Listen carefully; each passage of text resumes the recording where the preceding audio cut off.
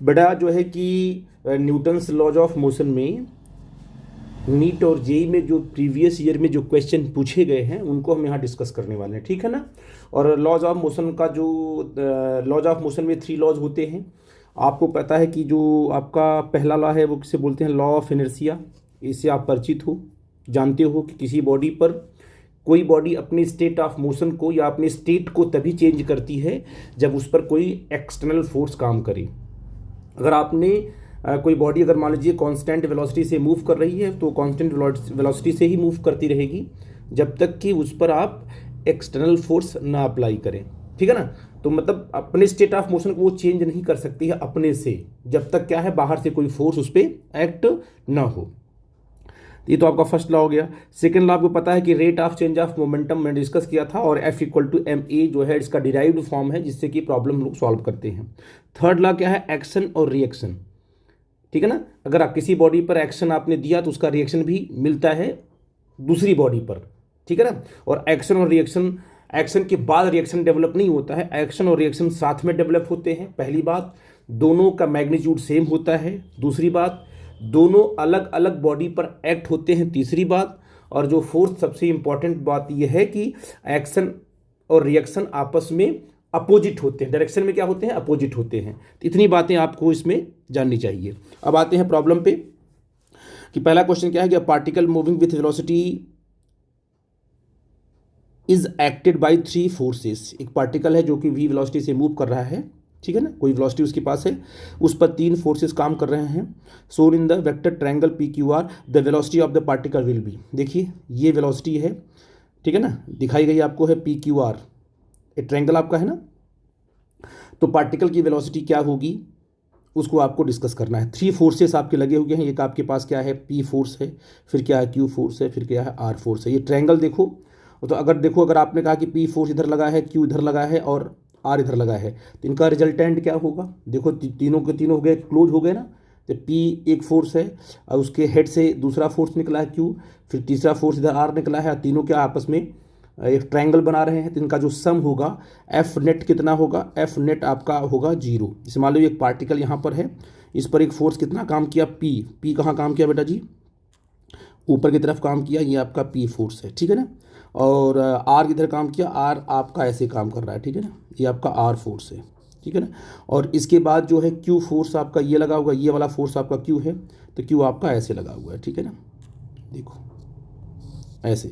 अब पी ये आपकी बॉडी है, इस बॉडी पर तीनों फोर्सेस काम कर रहे हैं, और तीनों फोर्सेस का जो नेट है, नेट है, सम है, वो 0 है क्योंकि ट्रायंगल बन रहा है यहाँ पर है।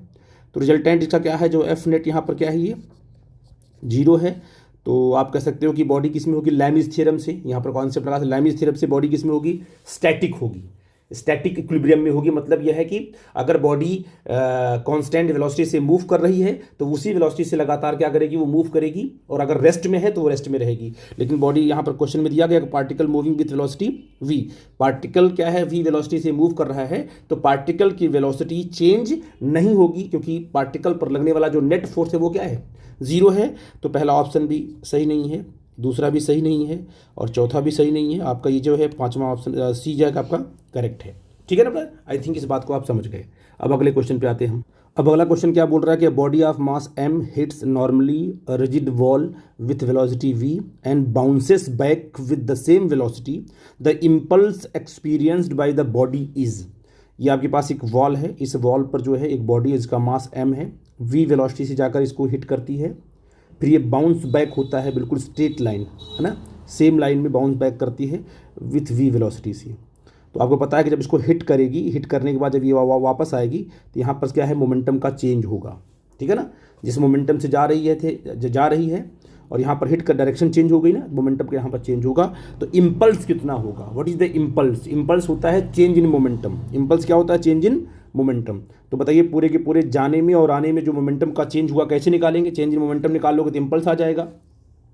उसमें देखो क्या होगा तुम्हारा, सिंपल सी बात है, कहोगे सर चेंज इन मोमेंटम क्या होगा, इम्पल्स आई से करते हैं डिनोट, और मोमेंटम चेंज जाने का क्या होगा, मोमेंटम मास इंटू वेलोसिटी बोलते हैं ना बताजी, बोलिए क्या बोलते हैं, mass into velocity.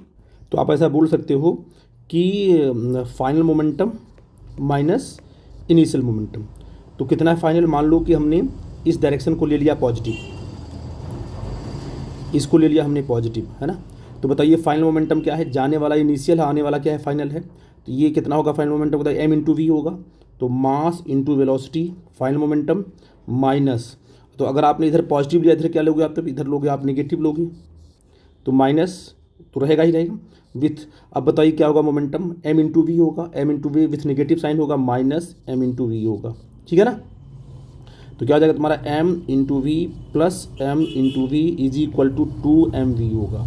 Change in momentum इतना आ जाएगा, इम्पल्स भी इतना होगा। आई थिंक ये ऑप्शन करेक्ट होगा। कुछ बच्चे सोच रहे हैं सर कि आपने इधर पॉजिटिव क्यों ले लिया, आप इधर पॉजिटिव लेते तो कोई दिक्कत की बात होती क्या, नहीं होती। अगर आप इस डायरेक्शन को पॉजिटिव लेते, इसको नेगेटिव लेते तो कोई डिफरेंसेस नहीं आते, सिर्फ यहाँ नेगेटिव आता, मैग्नीट्यूड सेम आता, ठीक है ना। यहाँ पर मैग्नीट्यूड की ही बात की हुई है। डायरेक्शन आप किसी भी साइड ले सकते हो। आई थिंक मेरी बात आप समझ गए। तो इम्पल्स इतना प्रोड्यूस हुआ वॉल पर, तो आपने कहा कि जो चेंज इन मोमेंटम डेवलप हुआ बॉडी में वो कितना हुआ 2mv, ठीक है बेटा जी। अब बेटा देखो ऐसे क्वेश्चन कई बार रिपीटेड हैं, रिपीट किए गए हैं जेई में और नीट में, दोनों में। अब देखो कैसे सॉल्व करेंगे ये। 0.5 kg ball moving with speed 12 metre per second strikes a hard wall at an angle 30 degree with wall, ठीक है ना। ये हिट कर रही है, आपका क्या है, ये आपका बॉल है, कितना एंगल से हिट कर रही है, 30 डिग्री से हिट कर रही है। It reflect with the same speed, इसने v स्पीड से क्या है इसको हिट किया और v से ही क्या ये रिफ्लेक्ट हो गई, और हॉरिजॉन्टल और वर्टिकल से सेम एंगल बनाते हुए। If the ball is contact with the wall for 0.25 second, यहाँ पर जो कॉन्टैक्ट टाइम है वो कितना है 0.25 सेकेंड है। The average force acting on the wall, तो वॉल पर जो एवरेज फोर्स एक्ट हुआ वो कितना हुआ। तो एवरेज फोर्स क्या होता है तुम्हारा, अगर आप फोर्स की बात करते हो तो कहते हो सर डेल्टा, जो आपका फोर्स होता है वो होता है delta P, rate of change of momentum, delta P upon delta T. और अगर हम बात करें कि भाई हमें क्या निकालना है, हमें फोर्स ही निकालना है, तो डेल्टा पी आपको चाहिए और टाइम आपको दिया गया, डिवाइड कर दोगे क्या है आपका सिंपल फोर्स आ जाएगा। तो सबसे पहले क्या निकाल लो कि what is the change in momentum. ये बॉडी यहाँ गई, ये बॉडी है, हिट किया, बॉडी ने क्या अपने डायरेक्शन को चेंज कर दिया, तो यहाँ पर इसका मोमेंटम क्या है एम इंटू वी था, आने में मोमेंटम क्या है ना। तो ये मोमेंटम क्या करेंगे हम लोग, चेंज इन मोमेंटम निकाल लेंगे, final momentum minus initial momentum करके निकाल लेंगे। जो चेंज इन मोमेंटम आएगा वहाँ पर रख करके टाइम से डिवाइड कर देंगे, आपको force exert on the wall निकल जाएगा, ठीक है ना। लेकिन अगर ऐसे, अब इस वाले क्वेश्चन में क्या था, देखो मैं ऊपर जा रहा हूँ, देखो इस वाले में बिल्कुल स्ट्रेट था गया और फिर सिंपल वापस चला आया, तो यहाँ पर किसी एंगल की बात नहीं थी, सीधे आपने क्या कहा जाने वाला मोमेंटम और आने वाला momentum, net moment change in momentum क्या होगा 2mv कर दिया आपने। लेकिन अब इस प्रॉब्लम में क्या है, आपको एंगल दिया हुआ है, तो क्या करो, एंगल दिया हुआ है तो मोमेंटम एक्स में भी चेंज होगा और वाई में भी चेंज होगा। तो सबसे पहले क्या करो, आप जो है इस तरीके से बना लो, एक्स एक्सिस बना लो, ये आपकी एक्स एक्सिस है ना, और ये आपकी वाई एक्सिस है। देखते हैं कि मोमेंटम किस में कितना चेंज हो रहा है। अब आपको पता है कि इस बॉल का मास कितना m है, तो इसका मोमेंटम वर्टिकल कितना होगा, वर्टिकल क्योंकि बॉल ऐसे आ रही है, इसका मोमेंटम डाउनवर्ड डायरेक्शन में ऐसे होगा। मोमेंटम कितना होगा, कंपोनेंट होगा तुम्हारा m v और ये कॉस वॉट कितना होगा 60 डिग्री, 30 होगा ना, ये आपका हो जाएगा 30 डिग्री। हुआ कि नहीं हुआ, या एम वी कॉस 30 कहाँ वर्टिकल हो गया। आई थिंक मेरी बात समझ पाए। और अगर मैं इसकी बात करूँ, यहाँ हिट करेगा वापस आएगा ना, आएगा बेटा जी। तो बताइए इसका कितना होगा, इसका इधर होगा ऐसे, ये ऐसे होगा, ये क्या होगा M V sine what 30 degree. I think इसका momentum along Y axis and along X axis आपने निकाल लिया, कोई दिक्कत की बात नहीं है, ठीक है बेटा जी। अब बताइए जो फाइनल हिट करने के बाद जब यहाँ पर आया तो इस बॉल का मोमेंटम वर्टिकल कितना होगा, वर्टिकल तो ऐसे ही होगा, कैसे देखो ऐसे, कितना मास है m, तो मास है तो तुम्हारा M V what cos 30। Cos 30 क्यों ले रहे हैं, कॉस क्यों, क्योंकि एंगल जिस लाइन के साथ एंगल लगा हुआ है उस पर कॉस आता है, और उसके जो परपेंडिकुलर होगा तुम्हारा साइन आएगा, जिसमें आपका ये आ गया एम वी कॉस। ये final momentum along the Y axis, और final momentum along the X axis क्या होगा, क्योंकि बॉल इधर आ रही है, इसका मोमेंटम ऐसे आ जाएगा ऐसे, और कितना आएगा M V what sine 30 degree, ठीक है ना। अब देख रहे हो कि वाई के अलॉन्ग क्या है, मोमेंटम चेंज नहीं हो रहा है, कि जो initial momentum along the Y axis क्या था एम वी कॉस 30, और आफ्टर हिटिंग द वॉल को हिट करने के बाद मोमेंटम वर्टिकल क्या है एम वी कॉस 30। तो वर्टिकल मोमेंटम तो चेंज ही नहीं हुआ, जो पहले वर्टिकल मोमेंटम था बॉल का वही बाद में भी क्या है, वर्टिकल मोमेंटम है बॉल का। तो बॉल के वर्टिकल कंपोनेंट में मोमेंटम के कंपोनेंट में कोई चेंज नहीं हुआ। किस में चेंज हो रहा है बेटा जी? इनिशियली एक्स में कहाँ जा रहा था, राइट साइड में, और फाइनली एक्स में कहाँ आ रहा है, लेफ्ट साइड में। तो चेंज इन मोमेंटम कितना होगा? आपको पता है कि एक अगर एक्स में जा रहा है राइट साइड में, एक आ रहा है लेफ्ट में, तो चेंज इन मोमेंटम क्या होता है, 2mv होता है ना। जो मोमेंटम इधर का और जो मोमेंटम दोनों को हम क्या करते हैं, सम सीधे हम ऐड कर देते हैं। तो आपने कहा कि चेंज इन मोमेंटम कितना होगा? चेंज इन मोमेंटम आपका होगा 2, कितना होगा, mv sin 30 डिग्री। ठीक है बेटा जी, यही तो मोमेंटम है ना भैया, ये मोमेंटम था जाने का, यही मोमेंटम आने का है। तो नेट चेंज कितना होगा, 2 से मल्टीप्लाई कर देंगे। तो अपॉन क्या कर देंगे, टाइम क्या कर देंगे बेटा, टाइम क्या होगा अपन, टेल मी, 0.25, ठीक है ना। तो जगह 2mv इंटू 1/2 अपॉन क्या होगा 0.5, 2 से 2 आपका कट गया। ठीक है बेटा, यहाँ पर आपका 0 आपका 25 है। ठीक है ना, कितना आ गया, मास इंटू मास कितना दिया है, 1 मिनट, मास आपका दिया है कितना, 0.5 दिया है, 0.5 इंटू 12 है ना, अपॉन क्या दिया है 0.25। ठीक है ना। तो यहाँ से इसे कट करते हैं, ये कटेगा, यहाँ 2 आ जाएगा, ये आ जाएगा 24 न्यूटन। ये आपका फोर्स की वैल्यू आ गई। आई थिंक मेरी बात आप समझ के मैं क्या बोलते हो। अच्छा क्वेश्चन था, ठीक है ना, इस पर ट्राई करना, अगर कोई प्रॉब्लम होगी तो मुझे डिस्कस करना। ठीक है बेटा। अब बेटा हमारा अगला क्वेश्चन है कि a bullet is fired from a gun, the force on the bullet is given by ये, F = 600 - 2 × 10⁵ T, यानी फोर्स आपका वेरिएबल है ना। ये आपके पास गन है, ये बुलेट है, और जैसे ही आप इसको ट्रिगर इसका ऑन करोगे तो बुलेट बाहर निकलेगी। तो स्टार्टिंग में सबसे अधिक फोर्स होगा, इसके बाद टाइम बढ़ता जाएगा बढ़ता जाएगा बढ़ता जाएगा, इसमें फोर्स कम होता जाएगा। और जैसे ही इस बैरल से, है ना, ये जो अब देख रहे हो पाइप ना, इस बैरल जैसे ही क्या है, इसका कांटेक्ट छूटेगा बुलेट का, बुलेट इसे बाहर आएगी तो फोर्स क्या उस पर जाएगा, 0। फोर्स 0 मतलब क्या हुआ कि अब फोर्स नहीं लगेगा, जो फोर्स यहाँ तक लग चुका है उसी फोर्स से आगे बढ़ेगी। ठीक है ना, क्योंकि फोर्स लगाने वाले का जब कांटेक्ट छूट गया तो फोर्स नहीं लगेगा उस टाइम पर, अब फोर्स यहाँ पर हो जाएगा 0। ठीक है ना। अब बॉडी जो है आगे की, बुलेट जो है जो फोर्स यहाँ तक लगा हुआ है उसी से आगे बढ़ेगी। तो यानी बैरल से निकलने के बाद इसका फोर्स क्या हो जाता है, 0 हो जाता है। तो अब ये बहुत ही इंपॉर्टेंट चीज़, इस बात को समझना है कि फोर्स कब 0 होगा उसको भी निकाल लेना है। और एफ इज़ द दिया हुआ है, F is in newtons in T second. ठीक है ना, न्यूटन में है एफ आपका और टी सेकेंड में। The force on the bullet becomes 0 as soon as it leaves the barrel, जैसे ही क्या है बैरल को छोड़ेगी उस पर फोर्स 0 हो जाएगा। इट, अच्छा, what is the average impulse imparted by the bullet, bullet कितना इम्पल्स इम्पार्ट करेगा, मतलब चेंज इन मोमेंटम कितना होगा उसको निकालना है। सबसे पहले क्या है कि इम्पल्स का फार्मूला, अगर फोर्स आपका वेरिएबल है, फोर्स आपका वेरिएबल है तो चेंज इन मोमेंटम कैसे होगा तुम्हारा, इम्पल्स क्या होगा तुम्हारा, ये जो आपका फोर्स आपको दिया हुआ है इंटू डी टी, इसको इंटीग्रेट करेंगे और लिमिट रखेंगे कहाँ, 0 से लेके टी तक। 0 का मतलब क्या हुआ, जब फोर्स लगना स्टार्ट हुआ, और अपर लिमिट क्या है, जब फोर्स आपका 0 हो गया। तो जब 0 से लेके टाइम टी तक, इस टाइम तक पूरे के पूरे एफ डी टी को इंटीग्रेट करेंगे तो इम्पल्स आपका आ जाएगा। तो आप ये कौन सा टाइम है, ये वो टाइम है जिस टाइम पर आपका फोर्स 0 हो रहा है। तो आपको फोर्स क्या दिया है, F = दिया हुआ है 600 - 2 × 10⁻, क्या दिया गया है 5 × T। ये कब 0 होगा, अगर इसको आपने 0 कर दिया तो ट्रांसफ़र करिए, देखो टाइम कितना निकल के आता है, आपने इसको यहाँ कर दिया तो हो जाएगा तुम्हारा 600 = 2 × 10⁵ × T। तो T कितना आ जाएगा, T इज़ वॉट, अगर 2 से इसे कट कर दिया हमने, यहाँ आ जाएगा 3, तो हो जाएगा तुम्हारा 3, है ना, इंटू 10⁵ नीचे आएगा तो ऊपर जाने के बाद हो जाएगा 10⁻⁻5 हो जाएगा। ये देखिए 10⁻⁻5 सेकेंड। ठीक है ना, यानी इस टाइम पर क्या है आपका, इस टाइम पर फोर्स आपका 0 हो जाएगा।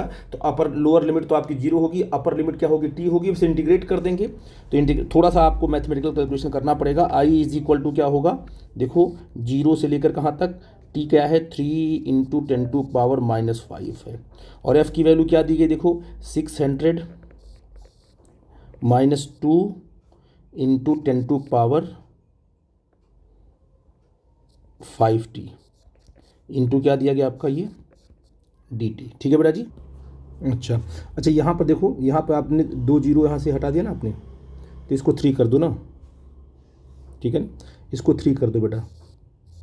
ये 2 जीरो यहाँ से हटा दिया था, उसको 3 कर दो आप, मिस्टेक हो रही था आपका, इसको 3 कर दो, इसको भी 3 कर दो। आई थिंक मेरी बात समझ गई, क्योंकि यहाँ होता 300 होता ना, लेकिन 2 जीरो हटाया तो सिंपल हो जाएगा, 2 यहाँ हो जाएगा -3 हो जाएगा। ठीक है, अब देखो, अब कुछ नहीं करना है, क्योंकि लोअर लिमिट तो रखना ही नहीं, लेकिन लोअर लिमिट में टी लगेगा, जीरो कर सबको जीरो कर देगा, अपर लिमिट ही आएगी, तो हो जाएगा तुम्हारा 600 इंटू क्या हो जाएगा तुम्हारा, टी के प्लेस पे क्या रखोगे 3 इंटू 10⁻³ ठीक है ना, फिर विथ माइनस साइन है ना, और ये 2 इंटू 10⁻, क्या करोगे,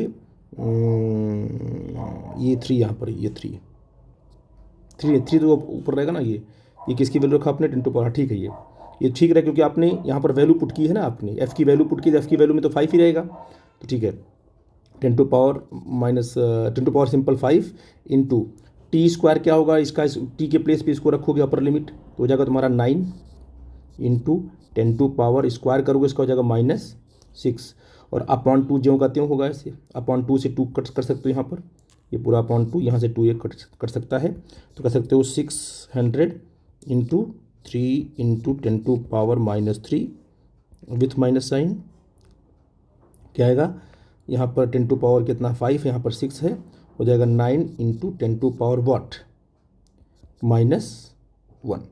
ठीक है बेटा जी, ये वैल्यू आ गई, इसको सिंप्लीफाई करेंगे, तो सिंप्लीफाई करने के बाद क्या आएगा, सिंपल, अगर इसको सिंप्लीफाई करते हैं तो आ जाएगा 1.8 है ना, तो ये जो आपका कौन सा आंसर से होगा तुम्हारा ये, ठीक है ना, इसको सिंप्लीफाई करेंगे तो न्यूटन सेकेंड आ जाएगा, ये आपका इम्पल्स आ जाएगा। आई थिंक मेरी बात आप समझ गए, थोड़ा सा क्या था, कैलकुलेशन था, इसलिए क्या है कि आपको थोड़ा सा लगेगा, लेकिन सिंपल इंटीग्रेशन था, इंटीग्रेट करो रिजल्ट आ जाएगा। ठीक है बेटा जी।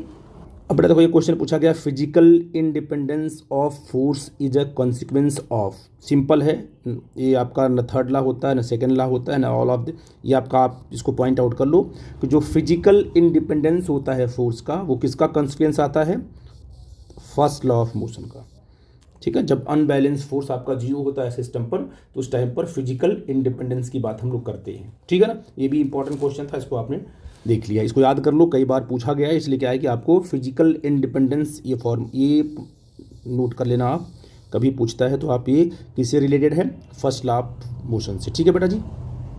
अब बेटा इसको देख लो, a particle of mass M moving with uniform velocity v1 से मूव कर रहा है, it is given an impulse such that its velocity become v2, v1 जाके वॉल पे हिट करेगा, और क्या है, इसकी वेलोसिटी v2 हो जाएगी, the impulse is equal to the final momentum minus initial momentum, final momentum क्या होगा, mv2 होगा, इनिशियल क्या है -mv1 होगा, सिंपल सी बात है। आई थिंक ये ऑप्शन आपका करेक्ट होगा। देखो, इसको तो आपने देखते ही सॉल्व कर देना है, तो आई थिंक ये change in momentum is known as impulse. I think इस बात को आप समझ गए।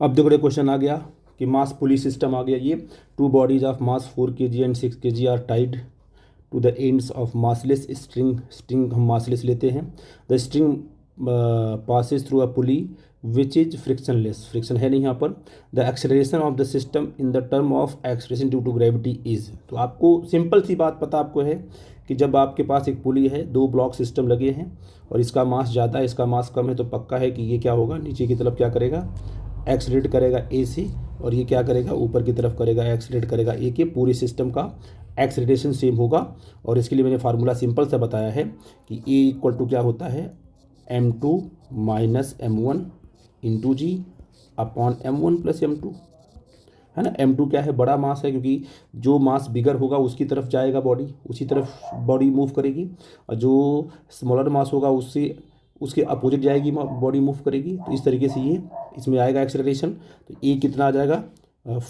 6 माइनस 4 अपॉन 10 इंटू जी, 6 माइनस 4 अपॉन 6 प्लस 4 10 हो जाएगा, ये आ जाएगा तो कितना आपका, ये आ जाएगा 2/10 इंटू जी, है ना, कट गया, ये आ गया g/5। तो ए क्या आ गया, g/5। डायरेक्ट क्वेश्चन आप निकाल सकते हो अगर फॉर्मूला आपको पता है, और नहीं पता होगा तो एफबीडी से आप बड़े आसानी से कर सकते हो, मैं क्वेश्चन कराऊंगा तो आप उससे भी और आसानी से कर सकते हो। ठीक है ना, लिख अदरवाइज ये एक सिंगल एक 1 लाइन सोल्यूशन प्रॉब्लम थी ये। आई थिंक ये ऑप्शन आपका करेक्ट होगा। ठीक है बेटा जी। अब बेटा इसको देखो, यहाँ पर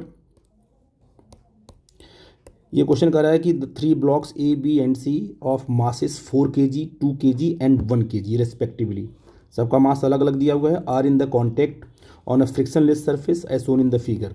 if a force of 14 newton is applied on the 4 kg block, कितना फोर्स लगाया गया यहाँ पर, F इक्वल टू 14 न्यूटन इस ब्लॉक पे लगाया गया। तो इफ़ द फोर्स इतना applied 4 kg block, then the contact force between A and B, ये जो है आपका ये वाला जो ए और बी है इनके बीच का जो कॉन्टेक्ट फोर्स क्या होगा उसको निकालना है। क्यों? क्योंकि जब ए पर आपने कितना लगाया 14 न्यूटन का फोर्स लगाया तो ए आगे चलेगा और ये जो ए है वो बी को पुश करेगा राइट साइड की तरफ बी को, तो बी पे लगने वाला जो फोर्स होगा कॉन्टैक्ट फोर्स वो एन होगा। एन किसने लगाया, ए ने लगाया, बी पर कहाँ पुश किया, राइट साइड में, उतना ही रिएक्शन बी किसको देगा, ए को देगा, कहाँ पर देगा, लेफ्ट साइड में। आई थिंक मेरी बात आप समझ पा रही है। ये किसने दिया, ये बी ने दिया, किसको, ए को दिया, और ये किसने दिया, ए ने दिया, बी को दिया, और ये दोनों एन बराबर हो क्योंकि ये एक्शन है और ये क्या आपका है, रिएक्शन है। तो चाहे ये निकाल लो एन, चाहे ये निकाल लो एन, इन दोनों के बीच में कॉन्टैक्ट फोर्स निकल जाएगा। आई थिंक मेरी बात आप समझ पा रहे हो। तो एफबीडी हम बनाते हैं। सबसे पहले देखते हैं कि अगर आपने कितना फोर्स लगाया, 14 न्यूटन का फोर्स लगाया पूरे के पूरे सिस्टम पर, ये पूरा का पूरा सिस्टम किस एक्सेलरेशन से मूव करेगा, what is the acceleration of the whole system, ये मैं आपको बता चुका हूँ थियरी में। तो आपका ए कितना होगा, आपको पता है कि पूरा का पूरा चाहे ब्लॉक ए हो, चाहे बी हो, चाहे सी हो, सब के सब एक ही एक्सेलरेशन से मूव करेंगे। कितना होता है, नेट फोर्स कितना लगा आपका है, ये होता है एफ नेट अपॉन पूरा का पूरा समेसन ऑफ होल मास, पूरा का पूरा मास लेते हैं। तो एफ नेट कितना आपका है 14 है, अब मास कितना कितना दिया है, क्या 4 दिया है, 2 दिया है, 1 4 2 1 आपका हो जाएगा तुम्हारा 7, ये आ जाएगा 2 मीटर पर सेकेंड स्क्वायर। मतलब ये ब्लॉक पूरा का पूरा सिस्टम किससे चल रहा है, 2 मीटर पर सेकेंड स्क्वायर से मूव कर रहा है। तो ब्लॉक ए का क्या होगा acceleration 2 metre per second square, block B का क्या होगा 2 metre per second square, block C का क्या होगा 2 मीटर पर सेकेंड स्क्वायर। सबके एक्सेलरेशन की बात आपने कर ली। अब आपको निकालना है एन, या तो ये वाला निकालो या तो ये वाला निकालो। सिंपल आप क्या देख सकते हो, हम कैपिटल ए का एफबीडी बना लेंगे। ये हमारे पास कौन सा ब्लॉक है, ये आपका ए ब्लॉक है। इस पर कितना फोर्स लगाया हमने, इस पर लगाया हमने कितना फोर्स, ये लगाया 14 न्यूटन का फोर्स लगाया। इस पर बी ने कितना नॉर्मल दिया, इसको आपने इसने एन दिया, ठीक है ना। तो बताइए इसका एफबीडी बन गया। और ये मूव कैसे कर रहा है बोलो, ये मूव कर रहा है ए एक्सेलरेशन से, इसको बोलते हैं 2 मीटर पर सेकेंड स्क्वायर। तो इस पर लगाते हैं न्यूटन सेकेंड ला। तो नेट फोर्स कितना लगा इस पर, नेट फोर्स बड़ा कौन है, 14 बड़ा है कि एन बड़ा है, 14 बड़ा होगा। क्यों, क्योंकि ये ब्लॉक राइट साइड में मूव कर रहा है। तो क्या होगा आपका न्यूटन सेकेंड ला क्या होता है, ये होता है F net is equal to M into A. तो इस पर लगने वाला एफ नेट कितना है 14, राइट साइड में माइनस एन है ना, इज इक्वल टू मास कितना इसका है, इसका मास है 4, और कितना इसका एक्सेलरेशन है, इसका एक्सेलरेशन 2 आपका है। तो ये हो जाएगा तुम्हारा 14 minus N is equal to 8 है ना बेटा जी। तो 14 minus 8 is equal to N, और ये कितना हो जाएगा बेटा जी आपका, देखो ये हो जाएगा तुम्हारा 6 ना। तो एन इक्वल टू आपका आ गया 6 न्यूटन, ठीक है ना। एन मतलब नॉर्मल रिएक्शन जो लगा है एन, तो कांटेक्ट फोर्स कितना आ गया आपका 6 न्यूटन। आई थिंक इस बात को समझ पाए आप लोग। ये एन का मतलब न्यूटन में है, ये आपका नॉर्मल फोर्स है जिसको हमने पॉइंट आउट किया है, ठीक है बेटा जी। आपका ऑप्शन ए करेक्ट है। आई थिंक ये कॉन्सेप्ट भी आपको क्लियर हुआ होगा। कोई डाउट होगा बेटा तो डिस्कस करना हमसे, ठीक है। अब बेटा क्वेश्चन है कि a lift weighing 1000 kg is moving upward with acceleration of 1 metre per second square, the tension in the supporting cable is. बड़ा इंपॉर्टेंट क्वेश्चन, देखो क्या है, ये आपके पास क्या है, लिफ्ट है, और इसमें जो केबल है, ये केबल इसको खींच रहा है किससे, 1 मीटर पर सेकेंड स्क्वायर से। केबल में जो टेंशन आएगा ऐसे आएगा, अगर कॉन्टेक्ट पॉइंट ये है तो ये आपका टेंशन टी आ जाएगा। और इस पूरे के पूरे का मास कहाँ होगा, लिफ्ट में जो बंदा कितना है, मास कहाँ होगा, डाउनवर्ड डायरेक्शन में होगा। ये आपका क्या हो जाएगा एम इंटू जी। और बॉडी किधर, इस पूरा का पूरा लिफ्ट कहाँ कर रही है, एक्सेलरेट अपवर्ड डायरेक्शन में। तो ये जो एक्सेलरेशन क्या होगा इसका, अप होगा ए। तो न्यूटन्स लॉ लगाते हैं इसमें, तो कैसे लगेगा देखो, अगर न्यूटन्स लॉ की बात, सेकंड लॉ की बात करते हैं, तो पूरी की बॉडी ऊपर की तरफ मूव कर रही है, नेट फोर्स कहाँ लगा, ऊपर की तरफ लगा है। तो ये हो जाएगा T minus M G is equal to M into A, ठीक है, okay.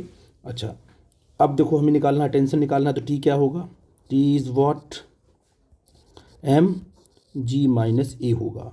What is the value of M की वैल्यू क्या दी गई है 1000, ठीक है ना। और जी की वैल्यू क्या है आपको, क्योंकि आपको 180 में रखा गया, 98 में रखा गया, तो जी आप 9.8 ही रखोगे। और ये माइनस क्या हो जाएगा तुम्हारा, ये प्लस होगा, है ना, ये आपका 1 होगा, ठीक है ना। आई थिंक मेरी बात समझ गए आप।